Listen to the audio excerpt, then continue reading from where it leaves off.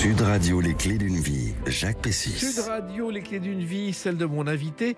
Votre vie pourrait être un roman où se mêleraient les drames familiaux, un palais lointain et le monde du football.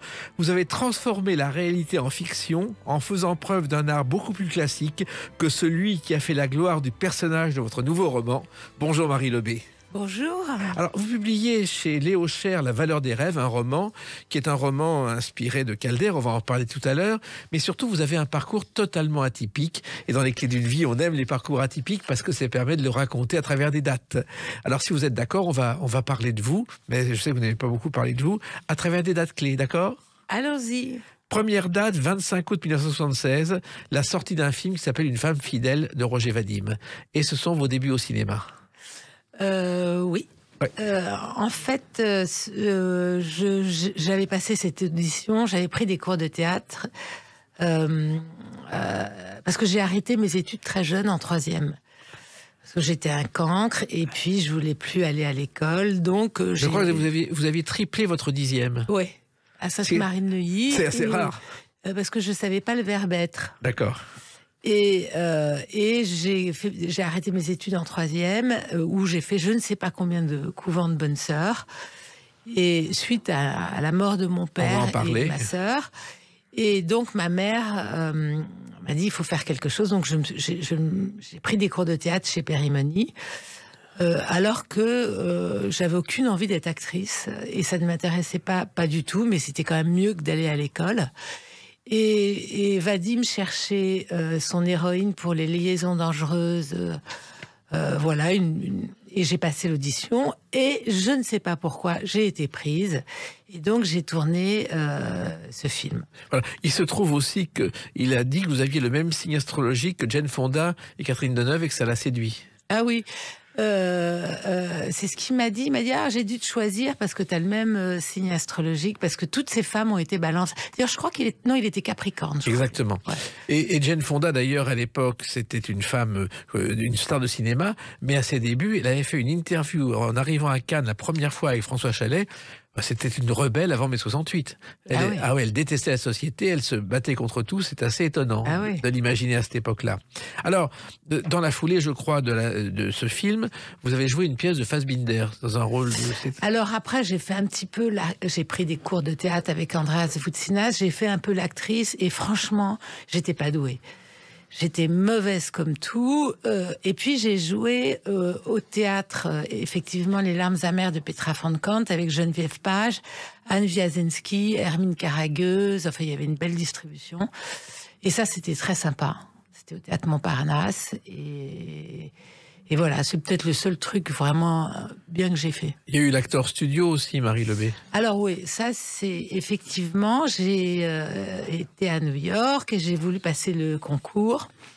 Et quand j'ai passé le concours avec un acteur de pub qui m'a donné la réplique qu'il passait pour la 200e fois, j'ai passé l'école des femmes en anglais, The Kitten Died.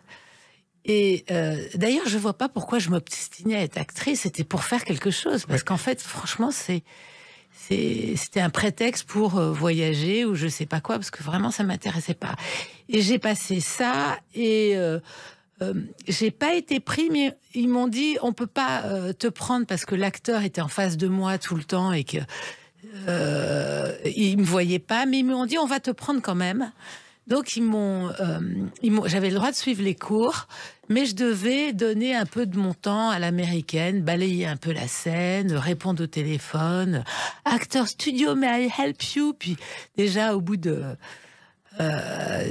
quelques semaines, je me plantais. Il me disait surtout tu fais rien et tu suis les cours.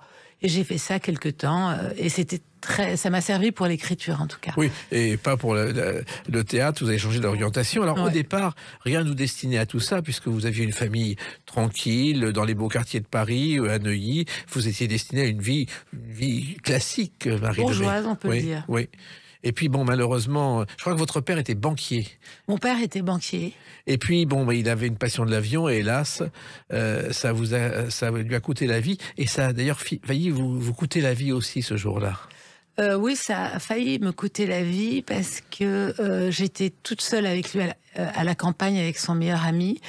Et je me rappelle, dans cette journée-là, on avait été voir André Turcal, le pilote du Concorde. On avait visité le Concorde. Et il passait son brevet IFR pour vol sans visibilité. Bon, bref, j'avais 12 ans. Et puis, il est venu dans ma chambre à 4 heures du matin avec son copain. Et en me disant, viens, on part, on va aller en Bretagne. Et... parce qu'en fait, il voulait s'entraîner au lever du soleil, quoi. Et je n'y suis pas allée. Et la police m'a appelée à 10 heures du matin et il était mort. Et je dois dire que ma vie a changé à partir... S'il y a une date importante dans ma vie, c'est celle-là. Oui, et j'imagine combien ça peut déstructurer, d'autant plus que votre sœur est morte 2 ans plus tard. Et ma sœur est morte 2 ans plus tard. Comment on peut se remettre de chocs aussi rapides, Marie Lebey ? Alors, ma mère, on s'en remet jamais. Oui. Mais disons que moi, ma vie s'est arrêtée. J'ai 2 vies. J'ai la vie d'avant, qui sont mes paradis perdus, des paradis de bonheur. Et après, ce n'est qu'une course pour... il faut vivre, sinon on se tue, quoi. Bien sûr. Et votre vie médiatique, justement, a démarré le 17 janvier 1986 dans cette émission.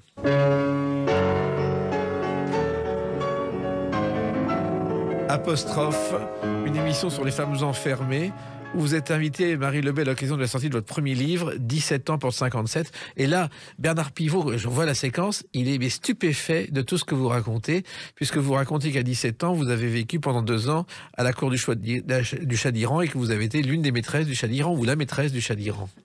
Alors, c'est un peu... c'est pas vraiment ça. D'abord, j'ai pas vécu à la cour, j'ai vécu dans un palais, toute seule. Oui. Maîtresse, je l'ai pas tellement été, parce que c'était une relation platonique. Extraordinaire. Et en fait, ce qui s'est passé, c'est que j'ai rencontré une princesse iranienne et je me suis retrouvée en Iran. Elle m'a invitée chez elle et je l'ai rencontrée et c'était juste après la mort de ma sœur. Et donc, je pense qu'avec le recul que je devais être j'étais une enfant d'une fragilité, puis j'adorais mon père, c'était après la mort de mon père et de ma sœur.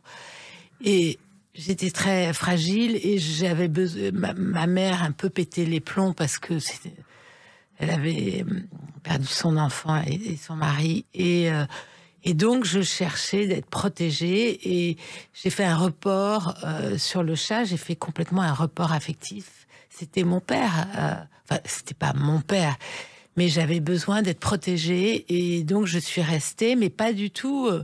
J'étais toute seule. Je sortais pas, j'étais pas à la cour. J'étais une adolescente toute seule qui écrivait de la poésie, qui le voyait, qui bouquinait, mais je pense que c'était peut-être. J'étais très heureuse, hein, mais je pense que je devais peut-être être un peu dépressive. Oui, en plus, il avait un atout pour vous, c'est qu'il écoutait tout ce que vous vouliez dire et personne ne vous écoutait à l'époque, Marie Lebey. Ah oui, c'est sûr. Oui, parce qu'il parlait français mieux que vous et moi. Et je lui racontais des conneries et ça le faisait marrer. Voilà. Et il avait besoin... C'est un peu les contes des Mille et une nuits, version un peu Marcel Aimé, je sais pas... Et à l'époque, vous étiez une fan d'Angélique Marquise des Ganges, et finalement, c'était une façon de vivre comme l'héroïne. Ah oui, parce que j'ai toujours été intrépide. Et effectivement, il faut toujours qu'il m'arrive des choses. Mais là, encore une fois, c'était une vie incroyable que vous évoquiez dans ce livre. Et puis, il y a une chanson, quand même, qui résume un petit peu ce parcours. C'était un chat, un pacha, plein d'argent, chat persan. Jean Constantin a chanté Chat persan. Il a été célèbre pour Mon manège à moi, Mon truc en plume. Je ne sais pas si vous connaissez cette chanson. Et le chat persan, c'est assez extraordinaire. Vous avez demandé au Shah d'Iran de vous offrir un chat persan, pensant qu'il y en avait en Iran. Oui, il y en avait bien pas. Sûr. Et je me suis retrouvée avec un gros chat rouquin de gouttière, ou je sais pas si c'était de gouttière ou pas, qui était méchant comme tout et qui grimpait dans tous les rideaux. Oui, qui venait d'Europe en plus, parce qu'il n'y avait pas de chat persan. Ah ouais, je me rappelle plus. Ah, c'est incroyable. Et puis, je crois que même votre mère a eu le chat d'Iran au téléphone. Ouais. C'est extraordinaire. Une fois. T'es surprise, non? Eh ben, non, parce que un jour, je lui ai passé, elle m'a dit non, je ne suis pas coiffée. C'est extraordinaire. Et d'ailleurs, vous ne parliez pas du chat d'Iran, vous parliez de qui tu sais. C'est-à-dire qu'on ne prononçait pas, on prononçait pas le nom du chat d'Iran au téléphone. Non, puis au début, je ne lui ai pas dit, parce qu'elle j'étais une ado un peu rebelle et un peu en lutte contre ma mère, et au début je lui ai pas dit, je lui ai dit au bout d'un certain temps. Au début je lui racontais des conneries, que j'habitais en Israël avec un mage, et la pauvre a dû beaucoup s'inquiéter. Ouais. Mais enfin, maintenant, elle a été rassurée, effectivement. Être dans un palais avec le chat d'Iran, il y a pire. Je ne sais pas si c'est rassurant non plus. Non, mais ça s'est très bien passé. Et puis surtout, vous êtes passé à autre chose. On va évoquer une autre date, le 21 juin 1986. À tout de suite sur Sud Radio avec Marie Lebé. Sud Radio, les clés d'une vie, Jacques Pessis. Sud Radio, les clés d'une vie, mon invité Marie Lebé. Nous parlerons tout à l'heure de votre 7e roman, La valeur des rêves, aux éditions Léo Cher, qui est une histoire inspirée par l'art moderne. Et là, on a évoqué vos débuts, la mort de votre père, on a évoqué votre rencontre avec le chat d'Iran. Il y a une autre rencontre qui est liée à un événement qui s'est déroulé le 21 juin 1986. On cherche la tête, mais... Platini, transmettre du but, 1-2. Le quart de finale de la Coupe du Monde avec France-Brésil. La victoire de la France grâce au tir au but de Dominique Rocheteau. Et vous êtes à Cabourg en train de regarder le match. Ouais. C'est extraordinaire comme ça. Vous êtes fan de football ou pas du tout. En fait, c'est mon ami Bernard Morlino qui adorait le foot. Et puis, en fait, moi, j'avais signé un contrat avec André Balland pour écrire un livre sur une fille qui cherche l'amour à travers les chevaliers du Moyen-Âge et qui trouve la recette de l'amour, tout ça. Et puis, au bout d'un moment, évidemment, ça m'emmerdait comme tout ce sujet. Et je voyais mon meilleur ami Bernard Morlino qui parlait que de foot. Et je me suis dit, mais les chevaliers, ce sont les footballeurs. Et j'ai eu cette idée d'écrire ce livre, Ballon de toi, d'une fille qui se transforme en ballon de football pendant France-Brésil. Et mon amour pour le football a débuté comme ça. Alors, il se trouve que c'est au Mexique que se déroule ce match France-Brésil. Au départ, c'est la Colombie qui devait organiser cette Coupe du Monde, mais le Mexique a repris la place et il y a eu un tremblement de terre au Brésil qui, heureusement, au Mexique, qui n'a pas détruit les stades du Brésil, et c'est pour ça que les matchs ont eu lieu. Et donc, Dominique Rocheteau... Je ne savais pas. Ah oui. Et les matchs... donc, Dominique Rocheteau marque le but décisif. Après, bon, ils vont perdre en demi-finale contre l'Allemagne, mais finalement, vous allez rencontrer Dominique Rocheteau. Oui, mais alors vraiment, j'avais fini mon livre. Donc, j'étais avec Morlino, on était au Parc des Princes, on avait été voir le dernier match de Michel Platini avec l'équipe de France, et puis on se balade dans les halles, et tout à coup, on tombe nez à nez avec Dominique Rocheteau. Et Bernard, qui est un grand intellectuel, manque de s'évanouir comme s'il était devant Sainte-Thérèse d'Avila.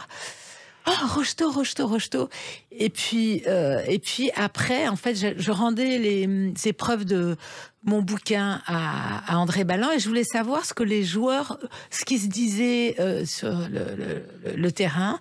Et j'ai un copain, je crois que c'était Patrick Leroux de Libération, qui me dit « Oh, je connais Rocheteau, je peux lui demander ». Et du coup, je l'ai rencontré, et dès qu'on s'est vu, on ne s'est plus jamais quitté. Et oui, vous avez eu 3 enfants ensemble. 3 enfants. Il faut savoir que Rocheteau, pour celles et ceux qui ne s'en souviennent pas, c'était l'ange vert. Ça a été le roi du football, notamment à Saint-Étienne, où il a débuté. Et d'ailleurs, il y a une chanson qui est demeurée célèbre. Qui c'est les plus forts, évidemment, c'est les Verts. On a un bon public et les meilleurs supporters. Alors cette chanson, vous la connaissez forcément, parce que les Verts ont fait partie de la légende de Dominique Rocheteau et de quelques autres, Marie Lebé. Oui. Et vous savez qu'elle a été écrite en 10 minutes par Monty. Il était en voiture dans un embouteillage. Ouais. Il a cette idée, il l'écrit en 10 minutes dans sa voiture, il la compose, et c'est devenu un hymne national. Ah ben c'est sûr. Et vous avez découvert l'univers du football, qui n'était pas votre univers a priori. Je l'ai découvert avant Dominique. Oui. Après, je l'ai vécu avec Dominique. Et après, je l'ai vécu aussi avec mes enfants, mes 3 garçons, quand je devais les accompagner à l'entraînement. Donc le mercredi, le samedi et tout ça. Et puis, non, mais j'ai beaucoup aimé le football. Maintenant, je regarde les matchs de Coupe du Monde, de Coupe de France, mais je suis plus Je regarde que les grands matchs. Non, mais en même temps, l'univers du football a changé. C'est-à-dire que vous avez peut-être connu un univers du football où l'argent était important, mais peut-être beaucoup moins important qu'aujourd'hui. Ah, ça n'a rien à voir. Il y avait pas l'argent n'était pas du tout présent. Non, ça n'a rien à voir. Maintenant, c'est quand même 11 mecs qui courent à travers le jeu le même, quoi. Oui. Bon, après, ça a changé, mais bon, il y a toujours cette adrénaline. J'adore ça. Oui, en même temps, avec Rocheteau, vous avez vu des matchs et des matchs. En plus, il a été entraîneur ensuite. C'est devenu, vous étiez Madame Rocheteau et c'était vraiment le match obligatoire presque. Ouais. On s'est jamais mariés. On a eu 3 enfants, on s'est jamais mariés. Mais enfin bon, chez le boucher, on m'appelait Madame Rocheteau. Et d'ailleurs, chez Ardisson, dans une émission, on vous appelait Madame Rocheteau. Ouais, voilà. Et ouais. Non, mais c'était des très très bons souvenirs et j'ai beaucoup aimé le football. Enfin, je l'aime encore d'ailleurs. Alors, écrire finalement, c'est devenu une passion parce que finalement, écrire, c'est presque un défouloir. Ça vous permet de raconter des choses qui sont au fond de vous-même. Écoutez, j'écris parce que je suis incapable de vivre au présent, de vivre une situation. Je suis capable de vivre les choses qu'en les écrivant. C'est-à-dire que dans la vraie vie, je vais vivre une situation forte. Je ne la vivrai vraiment qu'en l'écrivant. C'est-à-dire qu'il y a un décalage, j'arrive pas à vivre au présent. Je suis toujours dans le passé, parce que déjà j'ai une nature assez mélancolique, et surtout dans le passé. Et dans le passé, en travaillant vos livres, alors qu'au départ, vous disiez que le travail vous ennuie. Oui, mais ça, c'est parce que je fais la maline, mais je travaille énormément pour mes livres, en tout cas. Voilà, il y a eu Ballon de Toit, et puis il y a un autre livre aussi qui a marqué beaucoup de gens, c'était Un ange en exil. C'est dans un petit village du sud-ouest de la France, une rencontre entre un peintre new-yorkais et un ingénieur soviétique. Oui, parce que c'était le début après la perestroïka. Et en fait, je me suis inspirée d'un truc, parce que Dominique avait joué à Toulouse, il était au TFC, on était installés là-bas, et pour la première fois, après la perestroïka, il a commencé à avoir des ingénieurs ex-soviétiques qui sont arrivés en Europe pour travailler. Et nous, on a eu un joueur qui s'appelait Kigiatoulin, qui est venu jouer à Toulouse. Et donc, c'était comme un ovni, quoi, de voir ces joueurs derrière le rideau de fer qui, pour la première fois, venaient jouer dans un club en Europe. Et donc, ça m'a inspiré. J'ai écrit un livre, voilà. Et vous vous inspirez d'un sujet. Après, il y a une enquête. Faut vérifier chaque détail aussi quand on raconte. Non, mais après, c'était pour parler un peu du racisme, mais c'était un racisme. Je vais pas vous raconter. C'est pas le racisme d'aujourd'hui, c'est une autre forme de racisme. Oui, puis bon,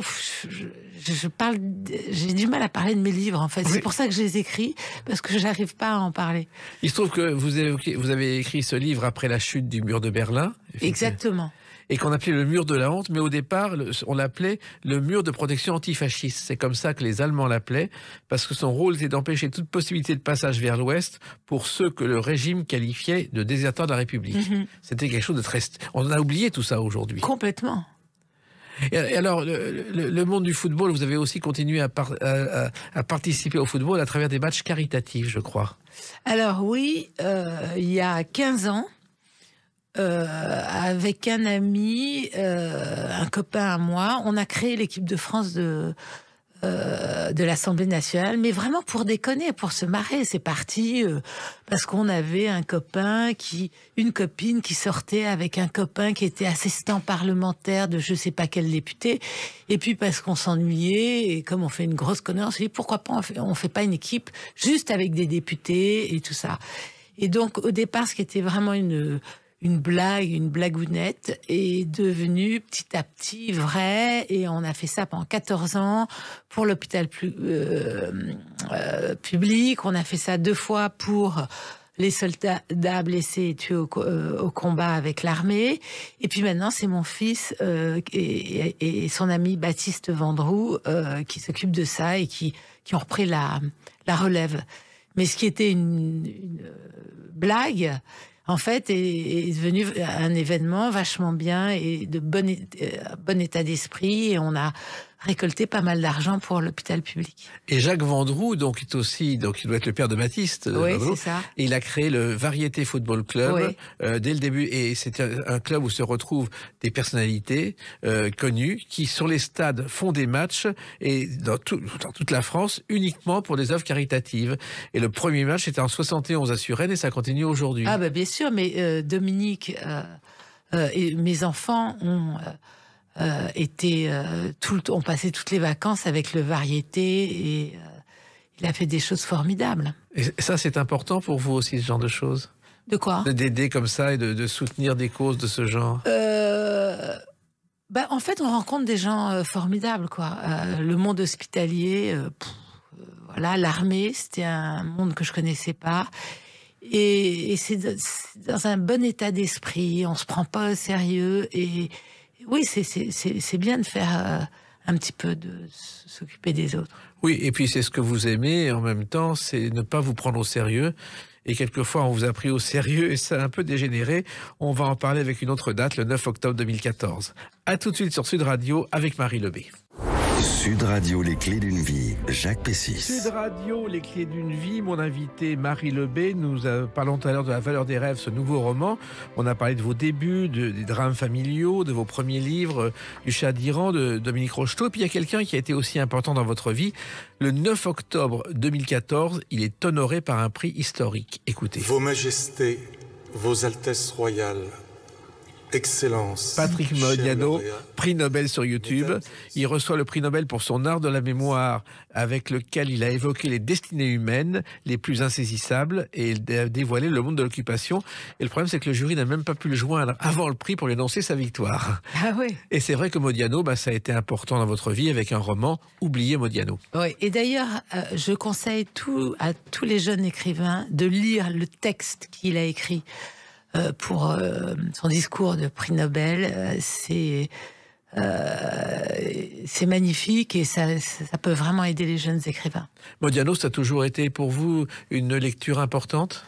J'ai découvert Modiano, j'ai eu une passion, c'est vraiment un de mes écrivains préférés.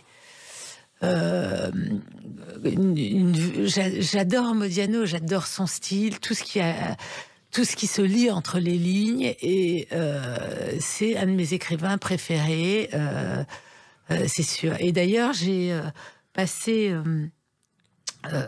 2 ans à photographier toutes les adresses qui figurent dans son œuvre. Tellement j'étais obsédée, parce que c'est une petite musique, Modiano, c'est comme de l'opium. Quand on a attrapé le goût, on est complètement addict. Et c'est un écrivain que j'adore. Et voilà.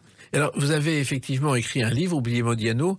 Vous évoquez ces livres qui se terminent trop vite. Et puis, ça vous permet d'évoquer aussi certaines périodes de votre vie. La mort de votre sœur, un homme de production qui s'est pendu. Et la salle Pleyel où vous avez dansé, je crois. Ouais. Vous étiez danseuse au départ ? Non, mais j'ai une passion pour la danse. Je danse comme une savonnette, très très mal. Mais c'est le grand regret de ma vie. J'aurais adoré être danseuse classique. Ouais. Mais bon. Un feuilleton de télévision célèbre, L'âge heureux, avec des filles des cieux. Bien sûr. Odette Joyeux, non ? Exact, Odette Joyeux, qui avait écrit ça. Et il y avait Delphine Desieux, qui aujourd'hui donne des cours de danse moderne dans le midi de la France. Ah oui ? Oui. Elle n'est plus comédienne, mais elle fait d'autres choses. Alors, ce livre, Oubliez Modiano, ça a été un événement aussi. Comment c'est né ? Donc, je me suis retrouvée avec 1500 photos de tout. Je photographiais comme un commissaire de police. L'immeuble, l'endroit, 100 personnages comme ça. Mais je sais pas, c'est un truc de fou, je sais pas d'où ça m'est venu. Je me suis retrouvée avec 1200 photos. J'ai été voir Jean-Marc Roberts qui me dit « Ah, mais tu te rends compte, ça va coûter beaucoup trop cher. » Et puis de faire un livre avec ça. De faire un livre. Et puis d'abord, je vois pas si c'était intéressant. Et je me suis obstinée, ça m'a pris 2 à 4 ans. Hein.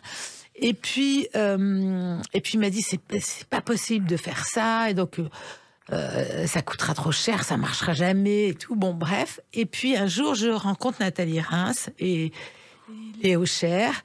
Je lui envoie ça, elle me dit, bon, écoute Marie, c'est pas compliqué, tu fous tout ça dans un placard et maintenant tu racontes l'histoire. Qu'est-ce qui s'est passé dans ta tête pour que tu sillonnes la France pour photographier les lieux de Modiano, et écris ça. Et donc, j'ai écrit ce livre qui, au moment de sa sortie, Modiano a voulu le faire interdire. Donc, il nous a fait un procès pour que ce livre ne sorte pas. Et en fait, avec le recul, je pense, c'était avant qu'il ait son prix Nobel, ou peut-être qu'il était plus fragile ou plus fragile. Et je pense que, parce que le livre était évidemment une lettre d'amour pour lui que je ne connais pas, mais pour cet écrivain. Mais je pense que le titre qu'avait trouvé d'ailleurs Léo Cher, qui est un très beau titre, Oublier Modiano, peut-être que c'est ça qui l'a vexé, mais je pense que quand il a voulu interdire le livre et le procès, d'abord il a arrêté de faire le procès parce qu'il a vu aussi que j'étais défendue, parce qu'il a été sélectionné au prix Renaudot par les gens du métier. Et puis je pense que c'était à une période de sa vie où il devait être peut-être plus cafardeux et que c'est à cause du titre, mais qu'il l'aurait pas refait. Et donc ça ne change en rien à mon amour pour tous ces bouquins. Alors, il vous reprochait, Marie Lebey, que certains épisodes de sa vie soient romancés par vous. C'est assez bizarre, c'était ce qu'il avait dit à l'époque. Mais en fait, je crois qu'il me reprochait peut-être ce que lui fait dans son œuvre, parce que il part en enquête. J'ai fait la même chose que lui, quoi. Enfin, lui part dans des quêtes, des enquêtes et des quêtes comme ça, en suivant des personnages. Ben moi, j'ai voulu suivre comme un paparazzi tous ces personnages, mais jamais lui, hein. Lui, il est toujours en filigrane, c'est ses personnages. J'étais fascinée par ses personnages. Pas vraiment par lui, d'ailleurs, je ne l'ai jamais rencontré. Et il n'a pas lu vos livres, sans doute. Et puis, c'est pas vrai. D'abord, j'ai pas... Enfin bon, bref, il a le droit de me reprocher ce qu'il a tout... Bref. Mais je pense pas qu'il le ferait maintenant, et c'est... on s'en fout. En tout cas, il a eu des problèmes avec son père qui ont marqué sa vie. Est-ce qu'il n'y a pas un lien aussi avec tout ça?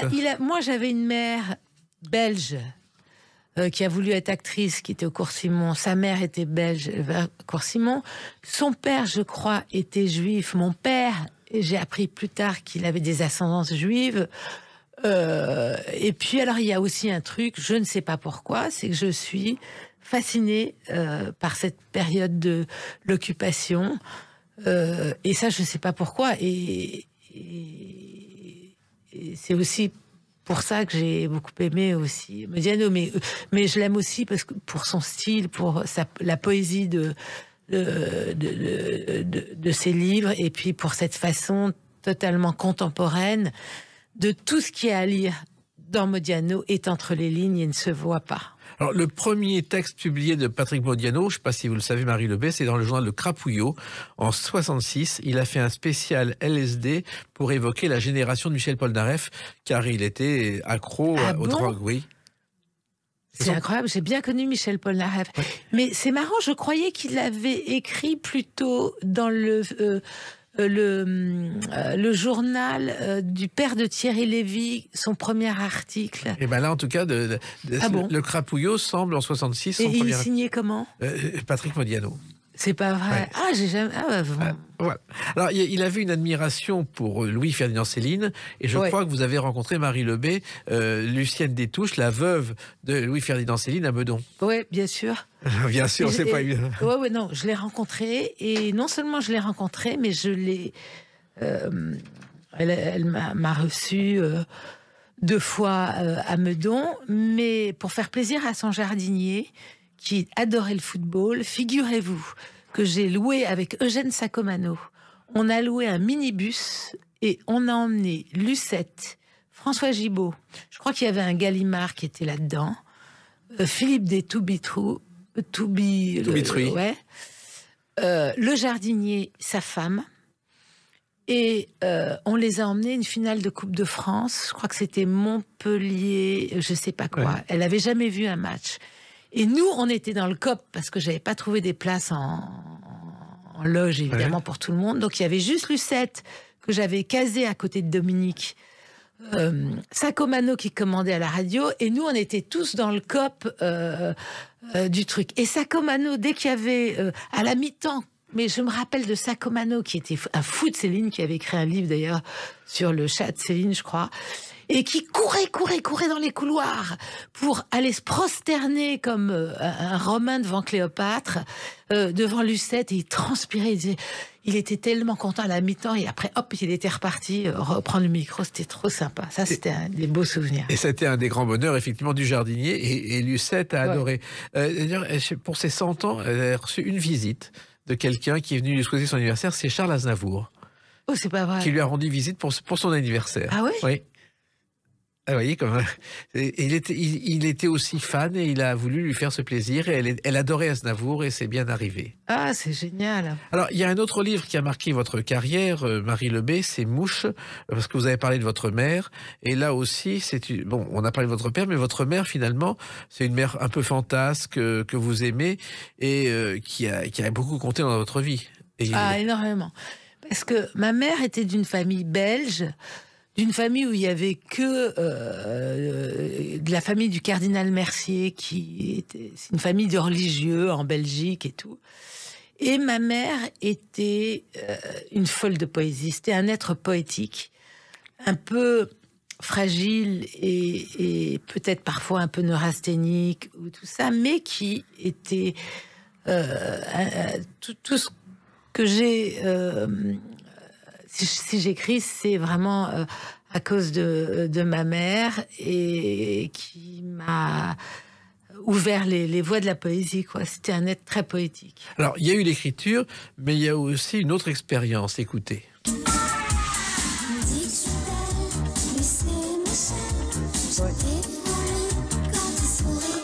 Too Much Finesse, c'est une chanson interprétée par Marie Lebet. Et écrite par Marie Lebet. Attendez. Qu'est-ce que c'est que cette histoire-là? Oh bah cette histoire-là, c'est qu'un jour, mais moi, ma vie est que de trucs comme ça, il y a quelqu'un, je sais plus où j'étais, dans une loge, et il y a un producteur anglais qui vient me voir et qui me dit « J'aimerais faire un disque avec vous ». Il était écossais, c'était le producteur de Boyzone. Et moi, comme pour déconner, quoi, comme l'équipe de foot de l'Assemblée nationale, je me dis tiens, c'est marrant, pourquoi pas. Il était très sympa. Et j'ai dit ouais, pourquoi pas. Et puis du coup, je me suis mise à écrire 2 chansons. Après, il a été voir Carrère. Et puis Carrère après le disque. Je l'ai fait. Après, on a fait un clip avec ma copine Catherine Breillat, et comme j'avais fait un livre sur le ballon de football, dont Ballon de Toi, on a été tapé Adidas, qui nous a donné un peu de sous pour faire un clip, où Catherine Breillat, à titre gracieux, a fait le clip, où, comme j'avais pas de figurant, je prenais des copains qui étaient journalistes à Libération, Gilles Millet et Patrick Leroux, qui avaient fait de la figuration, et on a fait ce clip et tout. Et alors, le problème, c'est que quand le disque est sorti, j'ai rencontré Dominique, donc je suis partie vivre à Toulouse et j'ai pas fait la promotion. Ben voilà. Il faut savoir que vous parlez des Kleenex, et le Kleenex, je sais pas si vous le savez, Marie Lebet, est né avec des restes de feuilles de cellulose qui restaient de la guerre pour les pansements, et c'est à partir des pansements de la Première Guerre mondiale que les Américains ont commencé à faire des Kleenex, qui étaient au départ des produits de démaquillage. Mais non. Mais si. Ah bon? Eh oui. Mais les Kleenex sont apparus à quelle époque? En 1924, après la Première Guerre mondiale. Ah, c'était après la Première Guerre. Ah oui. C'était des pansements recyclés. Oui, exactement. Vous voyez? C'est dingue. Hein. Ah oui, mais on apprend des choses dans les clés d'une vie, et on va encore en apprendre grâce à vous avec la date du 1er février 2023. À tout de suite sur Sud Radio avec Marie Lebet. Sud Radio, les clés d'une vie, Jacques Pessis. Sud Radio, les clés d'une vie, mon invité Marie Lebet. Donc, 1er février 2023, sortie du livre La valeur des rêves, un roman aux éditions Léo Cher. Et c'est seulement votre 7e roman en 25 ans, ce qui n'est pas beaucoup, mais vous avez privilégié la qualité plutôt que la quantité. D'abord, j'ai arrêté d'écrire pendant 15 ans quand j'ai eu mes garçons. Et deuxièmement, ça me prend beaucoup de temps et j'ai pas forcément... c'est comme une rencontre, un roman, une rencontre amoureuse. On peut pas tomber amoureux tout le temps, tous les ans, en sortant des bouquins. Moi, ça me prend du temps et c'est des petits miracles et donc j'ai pas envie d'écrire plus. Alors, ce livre, La valeur des rêves, on est loin des premières autobiographies, puisque vous évoquez Alexandre Calder, qui est un sculpteur célèbre américain qui est venu vivre en France, et vous évoquez une sculpture qui s'appelle Mousse typique. Ça, c'est pourquoi traiter ce sujet, pourquoi cet artiste? Alors, je le connaissais pas du tout avant d'écrire ce livre. Ah bon? Je connaissais rien à l'art contemporain, et Mousse typique, c'est une fausse... c'est moi qui ai inventé. Ah oui, elle n'est pas dans son œuvre. Ça. En fait, ce qui s'est passé, c'est que j'ai un ami qui, un jour, se baladait dans le sud de la France, tombe en panne d'essence et marche et arrive dans un club de vacances des années 50. Et cet ami était commissaire-priseur. Et il se dirige à la réception pour demander l'adresse d'un téléphoner ou je sais pas quoi, et il se retrouve en passant devant la piscine devant un stabile de Calder. Un stabile, c'est une sculpture qui ne bouge pas en fer de Calder. Et il manque où il y a des maillots de bain d'enfants qui sèchent au soleil sur le stabile, et il manque de tomber à la renverse, car ce truc qui sert d'étendoir pour les maillots de bain est un stabile du célèbre sculpteur Alexandre Calder, et il vaut au bas mot 5 millions de dollars. Et comment il s'est retrouvé là dans ce club de vacances? En cherchant de l'essence. Non mais la sculpture. Ah, alors ça, à partir de cette histoire, j'ai inventé tout le reste. Et donc, j'ai inventé l'histoire de ce stabile, comment il s'était retrouvé là, comme si c'était un être humain, avec en repartant au début, qu'est-ce qui s'est passé dans la tête de l'artiste en 1962 pour créer une chose de 4 mètres de haut en fer. Qu'est-ce qui se passe dans la tête de l'artiste quand il crée quelque chose? Qu'est-ce qui se passe dans 40 ans après et qui passe en salle des ventes, et que cette plaque de tôle vaut des millions de dollars et atteint des prix astronomiques? Qu'est-ce qui se passe quand l'argent rentre dans l'art, dans l'art? Et qu'est-ce qui se passe dans la tête de l'acheteur qui va dépenser une fortune pour acheter quelque chose, voilà. Alors, il se trouve que le monde de l'art et de l'art moderne, c'était pas vraiment votre truc au départ. Vous ne le connaissiez pas vraiment, Marie Lebet. Pas du tout, mais quand j'écris, j'aime bien toujours sortir d'un livre en ayant appris quelque chose.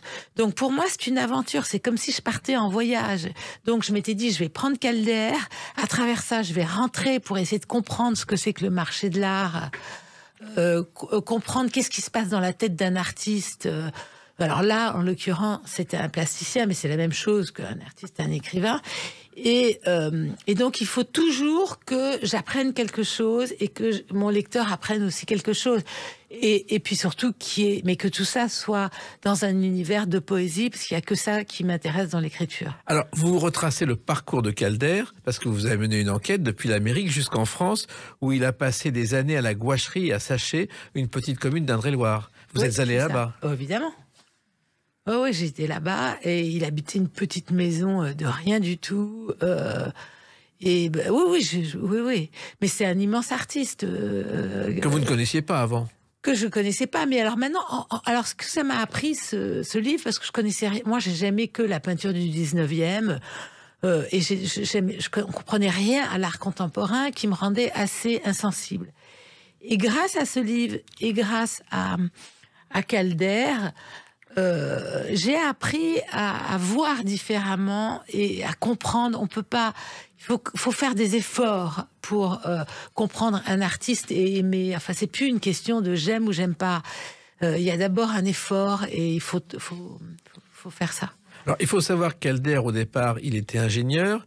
Il a commencé à faire des illustrations pour des événements sportifs, justement, Ouais. pour des comptes rendus de tournées de cirque. Il adorait le cirque. Ouais. Et il est venu en France, dans ce petit village, où Balzac, d'ailleurs, a vécu aussi. Oui, mais d'abord, il est arrivé à Paris en 1927, je sais pas quoi, je vais dire une connerie, mais c'est à peu près ça, et où il a rencontré quand même Mondrian, enfin tous les grands artistes, y compris Jean Cocteau, d'ailleurs. de l'époque. Donc, et puis il était atypique. Personne ne faisait ce qu'il fait. Et puis il faut voir l'évolution. C'est un artiste qui est capable de faire le cirque, quelque chose d'aussi intimiste, poétique, et de faire des stabiles gigantesques. Enfin, il faut voir l'évolution de son travail tout au long de sa vie, quoi. Mais justement, il a fait des marionnettes animées, et il a fait un petit spectacle de cirque qui tournait avec ses marionnettes À Montparnasse. À Montparnasse. Il allait à Montparnasse, il allait chez les uns, chez les autres, et il faisait ça. Il a commencé comme ça. Et finalement, ensuite, il est devenu un grand artiste, alors que l'art contemporain en était à ses prémices quand il a débuté. C'est un immense artiste, très généreux. C'est un immense artiste. Enfin, du début jusqu'à la fin, c'est un génie même. Alors, moi, l'art contemporain, effectivement, beaucoup de gens sont étrangers. Je me souviens de la Fondation Cartier qui avait été créée par Alain Dominique Perrin à Jouy-en-Josas, où on avait fait un déjeuner sous l'herbe de Daniel Spoerry. On avait enterré le déjeuner pour 30 ans plus tard le ressortir pour savoir ce qu'on déjeunait à l'époque. C'est pas vrai. Ouais. Et vous l'avez ressorti ? C'est ressorti il y a quelques années. Je pense que le déjeuner était en mauvais état. Et Spoerry s'était déjà illustré, vous qui... Oui, je connais bien. Moi, mon premier reportage, c'était les restes du petit déjeuner de Spoerry au Grand Palais. J'avoue que j'avais pas tout compris. Ah, c'est incroyable. C'est fou, hein. Ouais. Mais à l'époque, l'art contemporain n'était pas pris au sérieux, alors que Calder, aujourd'hui, est devenu une valeur forte et que vous avez découvert. Oui, mais il faut faire un effort, s'ouvrir l'esprit. Et maintenant, évidemment, j'adore. Alors, dans ce roman, La valeur des rêves, justement, votre héroïne, elle va aller sur les traces de Calder, et on va apprendre aussi qu'il a un soudeur fétiche, on va découvrir le maire de Sachet, d'autres personnes qui ont croisé l'artiste. Mm-hmm. C'est le résultat d'une enquête, tout ça que vous avez romancé, bien sûr. Ah bien sûr. Non, parce que là, ça a l'air de rien, de 160 pages où je rigole en chantant sous la pluie, mais j'ai beaucoup bossé, évidemment, parce que après, il faut beaucoup... j'ai beaucoup bossé sur Calder, la vie de Calder, interviewer des gens, mais après il faut tout oublier parce que c'est un roman, c'est pas un documentaire ou un essai sur Calder. À travers Calder, je veux parler d'autre chose, d'art. Oui. Il faudrait que ça soit, c'est pour tous les artistes, quoi. Oui, et non seulement pour les artistes, mais il y a un univers poétique que vous dégagez au-delà de l'art contemporain. Ah j'espère. Oui. Et vous évoquez les rapports entre le monde de l'art et l'argent, et que la comptable du commissaire-priseur appelle le cœur du réacteur. C'est vrai que l'art, vous avez découvert petit à petit, et c'est en filigrane dans le roman, combien l'argent est important dans le monde de l'art, combien il est devenu important. Ah, je pensais pas. C'est incroyable, parce que l'argent est le nerf de la guerre. Maintenant, ceci dit, sans les Médicis et sans l'argent des Médicis, il n'y a pas... enfin bon, non, mais l'argent, surtout maintenant, quoi. Mais, oui. Je sais pas, en littérature, c'est quand même pas... On n'est pas obligé, quoi. Mais le livre s'appelle La valeur des rêves parce qu'il y a le rêve poétique et parce qu'il y a la valeur... Oui, c'est ça. Et puis, quelle est la valeur des rêves? Parce qu'en fait, il y a des... Et puis aussi, regardez tous les impressionnistes qui étaient... qui valaient une fortune. Maintenant, ça dégringole un peu, quoi. Un Renoir coûte pas la même chose qu'il y a 40 ans. Enfin, bon, ça dépend lequel. Hein. Mais Mais, oui, mais en même temps, votre héroïne se plonge dans ce monde dont elle se moquait au départ et qu'elle va découvrir. Ah oui, donc elle se moquait et que maintenant, maintenant, ça c'est sûr que ça m'intéresse beaucoup plus. Oui, oui, bien sûr. Qu'est-ce que vous avez découvert qui est en filigrane dans ce roman par rapport à cet art contemporain que beaucoup méprisent ou que beaucoup ne comprennent pas? Eh ben, en fait, je me suis rendu compte que j'avais le regard pollué par mes parents, c'est-à-dire par l'entourage de ce que j'avais vu dans mon enfance, et que j'avais le regard pollué par l'époque de mes parents, et qu'en fait, pour apprécier quelque chose, il faut s'ouvrir, faut se poser, faut pas avoir peur de se mettre en danger, de se poser des questions, et que et moi, ça m'a ouvert les chakras. Mais en suivant l'héroïne de ce livre, on découvre un univers que finalement on connaît peu. Ouais. Mais c'est ça qu'il y a de bien. Oui. Et il faut toujours apprendre quelque chose d'autre, chercher quelque chose d'autre.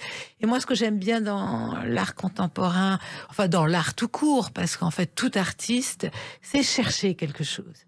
Il faut toujours chercher, chercher, chercher. Et puis, vous évoquez dans ce livre le porte-clés le plus cher du monde. Alors ça, c'est un peu vrai, parce que quand j'ai été à la gouacherie, la maison qui Calder, appartient maintenant à une femme qui écrit de la poésie, et son mari qui était les voisins de Calder. Je me suis retrouvée là-bas, puis j'ai été l'interviewer, et effectivement, en sortant, j'ai vu accroché au mur la clé de la buanderie, ou je sais pas quoi, ou de la porte, et il y avait un petit bout de fer qu'avait fait Calder, le porte-clés de Calder.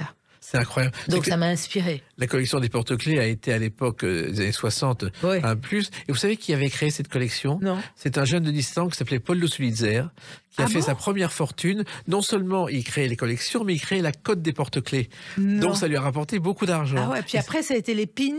Exactement. Mais les porte-clés sont restés dans la mémoire collective grâce à Sulitzer.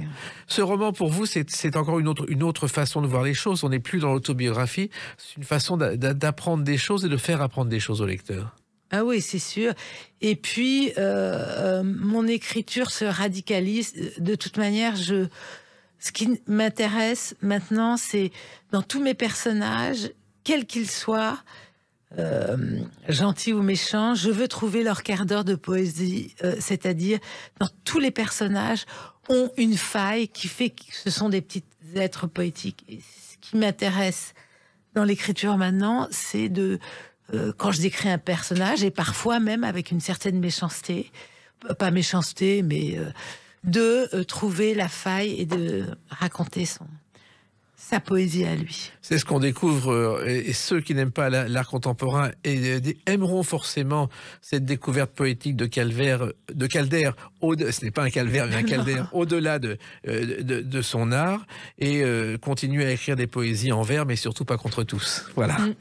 Merci Marie Lebet, merci d'avoir écrit ce livre, La valeur des rêves, aux éditions Léo Cher. Merci à vous. Vous allez continuer d'en faire un peut-être avant 25 ans, non? Ah non, là je suis partie, j'aimerais bien un peu Jacques Brel, les Marquises.